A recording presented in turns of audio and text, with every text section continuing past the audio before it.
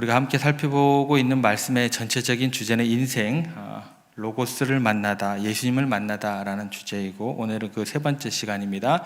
항복, 나를 내려놓는 용기라는 제목으로 함께 은혜를 나누고자 합니다.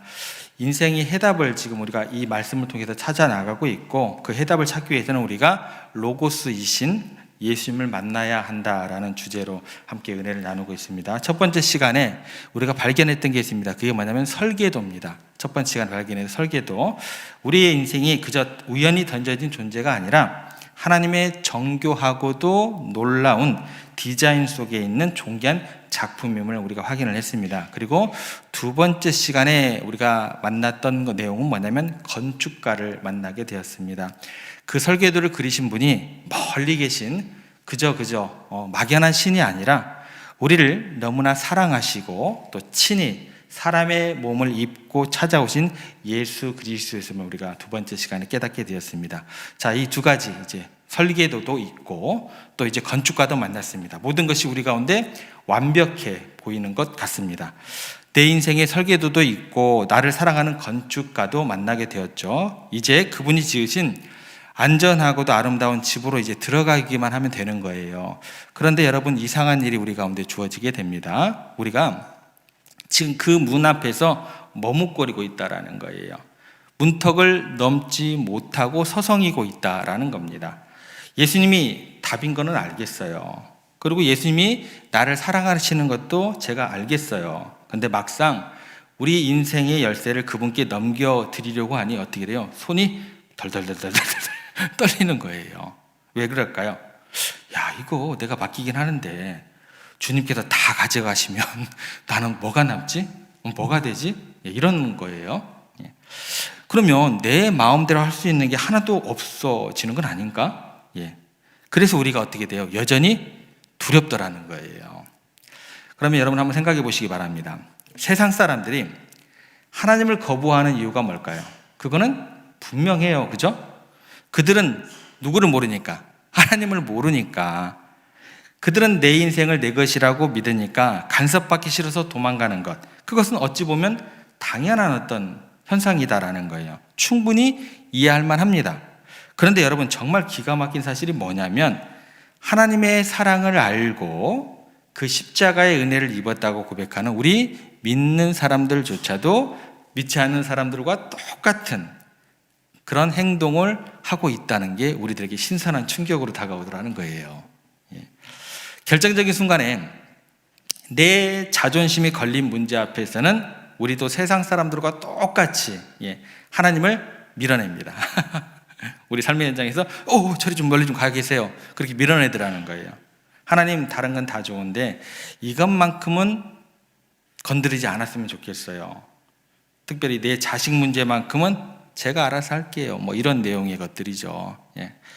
왜 하나님을 모르는 세상 사람들도 아니고 하나님을 믿는다고 하는 우리가 이토록 주님께 항복하지 못하는 것일까요? 이런 어떤 의문이 생기게 되더라는 거예요. 그것은 뭐냐면 바로 우리 내면 깊은 곳에도 세상 사람들과 똑같은 우상이 자리 잡고 있기 때문이다. 이걸로밖에 설명이 안 됩니다. 그것이 뭐냐면 우리가 가진 거짓된 자유에 대한 환상 때문에 그렇다라는 겁니다.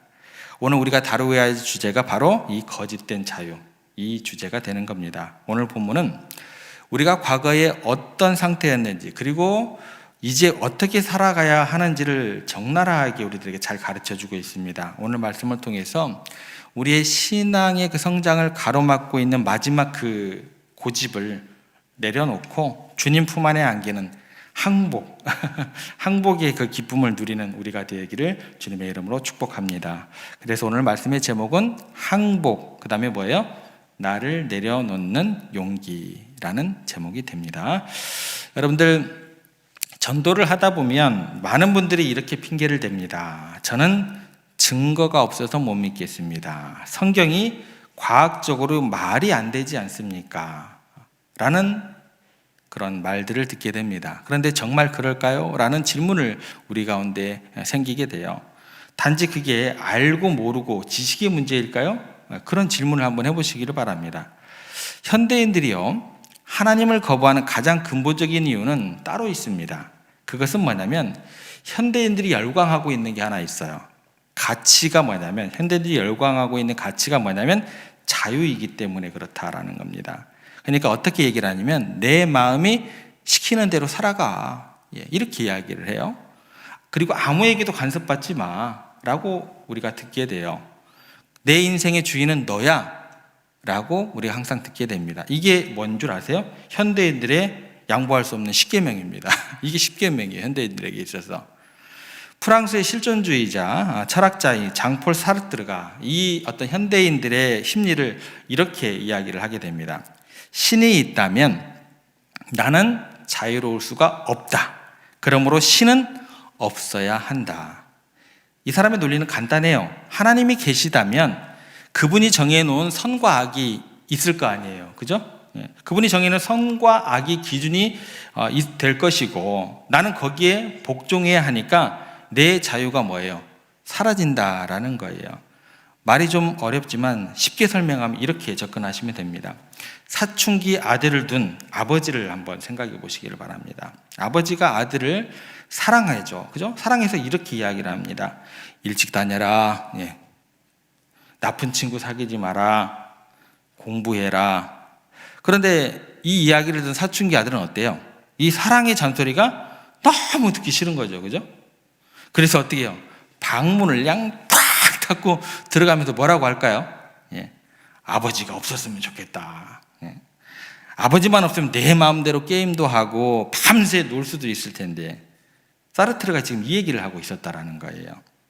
하나님이 계시면 내 마음대로 못 사니까 차라리 아버지가 없다고 나는 믿겠다라는 거예요.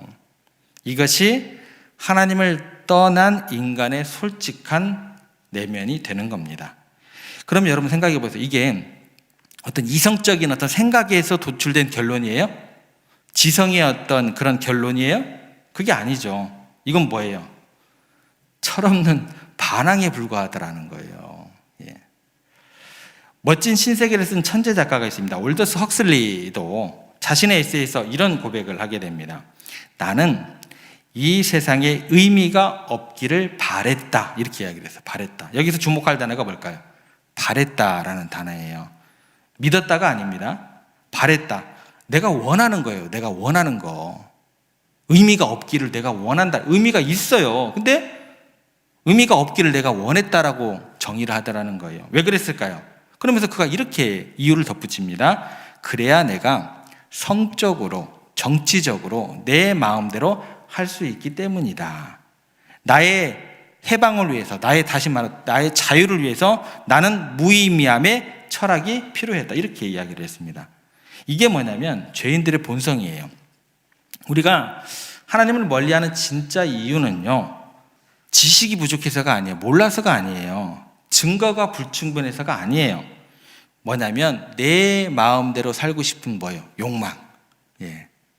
내 죄를 간섭받기 싫은 의지가 발동하게 되기 때문에 그렇다라는 겁니다.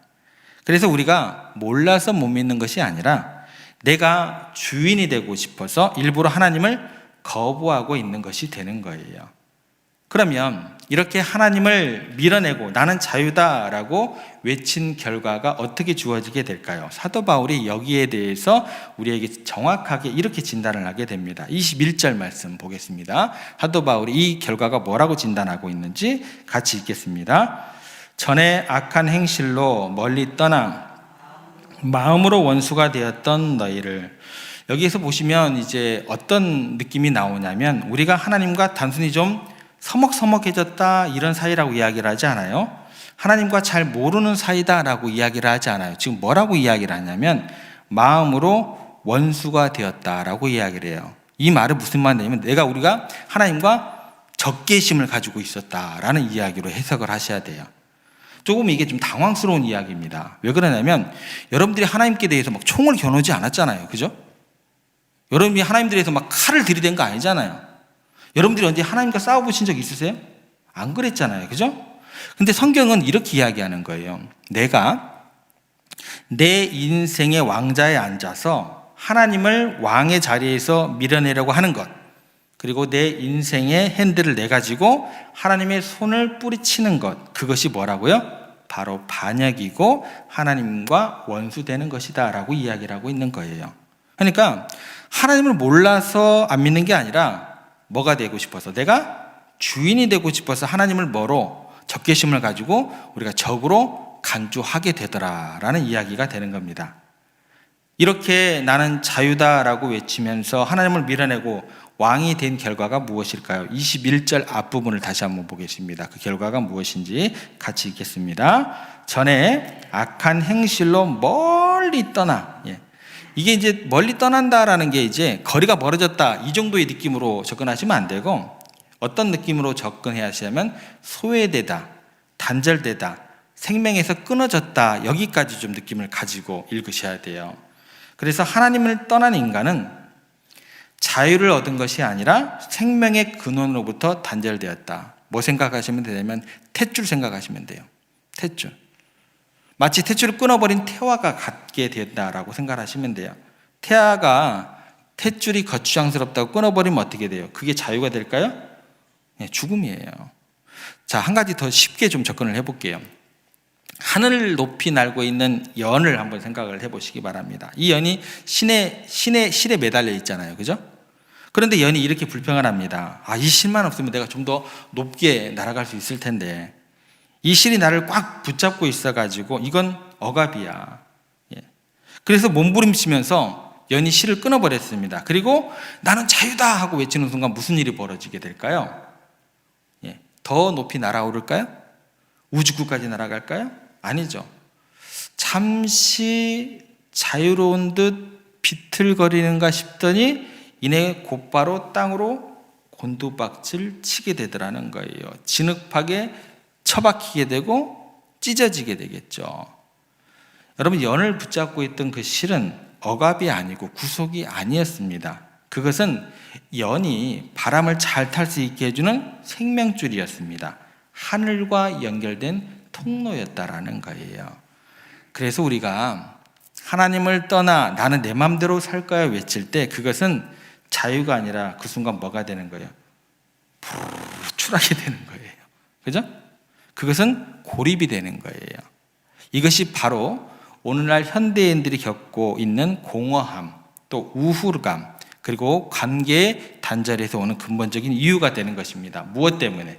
하나님과의 줄이 끊어졌기 때문이다 라고 성경은 우리들에게 가르쳐주고 있다는 겁니다. 그러면 창세기에 나오는 아담과 하와를 한번 생각해 볼게요. 창세기 3장 5절에 보면 뱀이 와가지고 아담과 하와에게 이렇게 유혹을 해요. 뭐라고 유혹을 하냐면 선악과를 먹어라. 그러면 너희 눈이 밝아져 하나님과 같이 되리라. 이게 무슨 말일까요?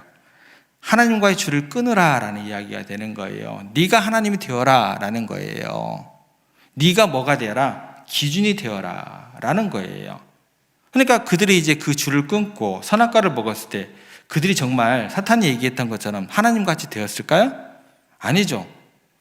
그들에게 찾아온 건 뭐예요? 먼저 부끄러움이 찾아와요. 서로 벌거벗음을 부끄러워하여서 숨게 됩니다.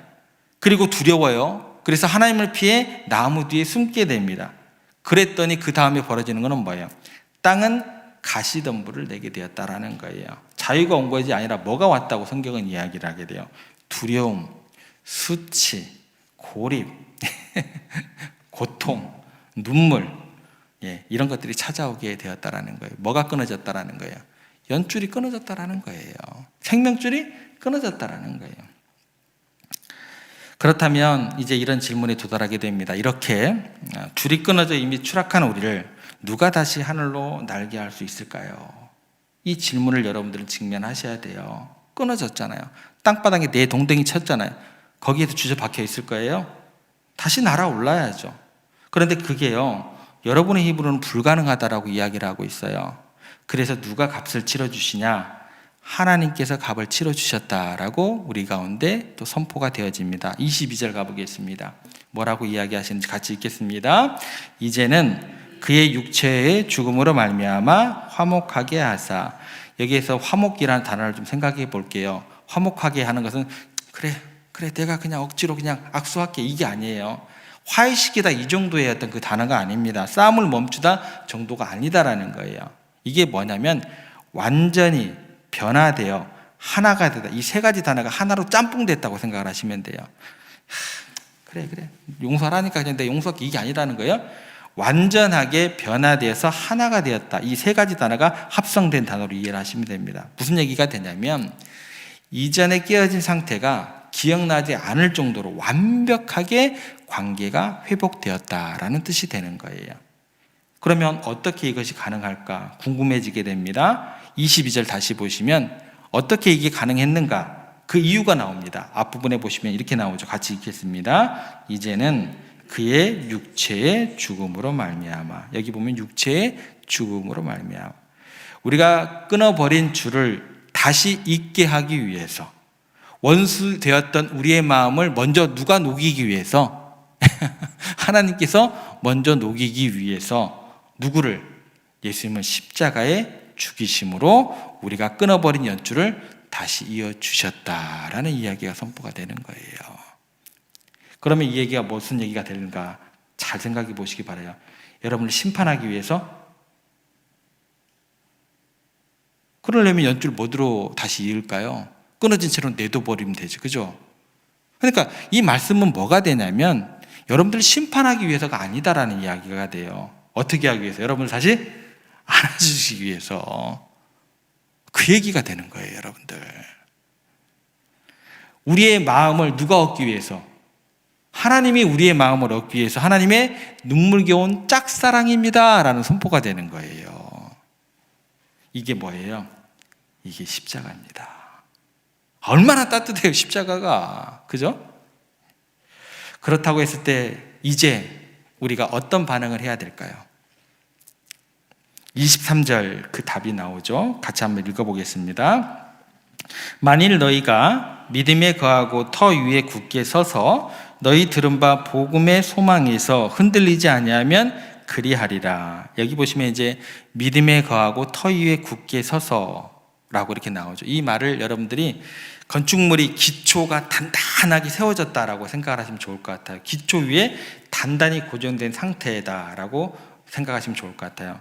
또 어떤 좀 이미지를 떠올리면 좋냐면 항구의 배가 닻을 깊이 내리고 있는 상태. 그러면 폭풍과 와도 전혀 요동함이 없겠죠. 그 그림을 그리시면 좋을 것 같아요.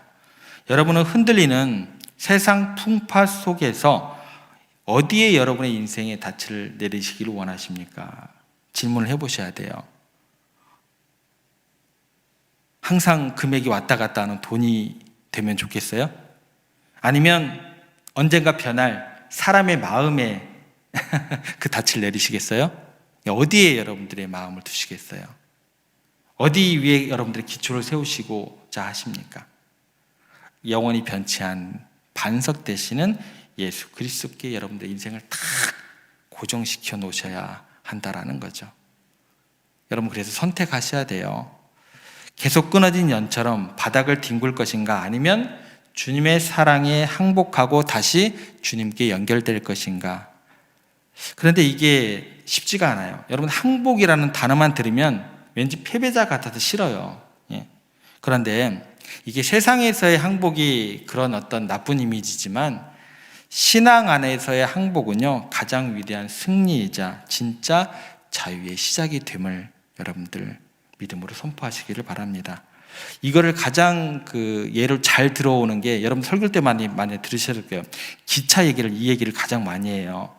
기차가 자신의 고집을 꺾고 다시 레일 위로 올라가는 것, 그 좁아 보이는 두 줄 쇳덩이 위에 자신의 거대한 몸을 맡기는 것, 그것은 구속이 아닙니다. 기차는 레일 위에 올라설 때 비로소 시속 300km를 달릴 수 있게 되는 것이고, 어떤 무거운 짐을 싣고서라도 가장 가볍게 달릴 수 있게 되는 것이죠. 그러니까 레일이 기차를 구속하는 것이 아니라 레일이 기차를 자유롭게 한다. 가장 많이 등장하는 예화 가운데 하나가 이 기차와 레일의 이야기가 되더라라는 거예요. 사랑하는 성도 여러분, 예수 그리스도는 우리 인생의 생명의 레일 되십니다. 주님, 내 마음대로 살던 탈선의 삶을 제가 멈추겠습니다. 이제 주님의 말씀 위에 내 인생을 올려놓겠습니다. 이 거룩한 항복이 있을 때 여러분의 인생은 비로소 하나님께서 예비하신 축복의 목적지를 향해서 거침없이 질주하게 될 겁니다. 내가 죽고 내 안에 예수님이 살 때, 내 뜻을 꺾고 주님 뜻에 순종할 때 우리는 비로소 죄의 유혹으로부터 자유롭게 될 것이고 죽음의 공포로부터 자유함을 얻게 될 것이고 삶의 허물로부터 자유로운, 진짜 자유로운 인생을 살게 될 줄 믿으시기를 바랍니다. 말씀을 정리하겠습니다. 성도 여러분, 아직도 하나님과 줄다리기를 하고 계십니까? 주님, 이것만은 안 됩니다. 내 인생의 이 결정권만큼 내 것입니다. 내 자존심, 내 계획은 건드리지 마시기 바랍니다. 그 줄 내려놓으시기를 바랍니다. 여러분이 꽉 붙잡고 있는 그 고집이 여러분들이 그토록 지키고 싶었던 그 작은 자존심이 사실은 여러분을 더욱더 땅으로 추락하게 만들고 있습니다. 오늘 이 시간 용기를 내시고 항복하시기 바랍니다.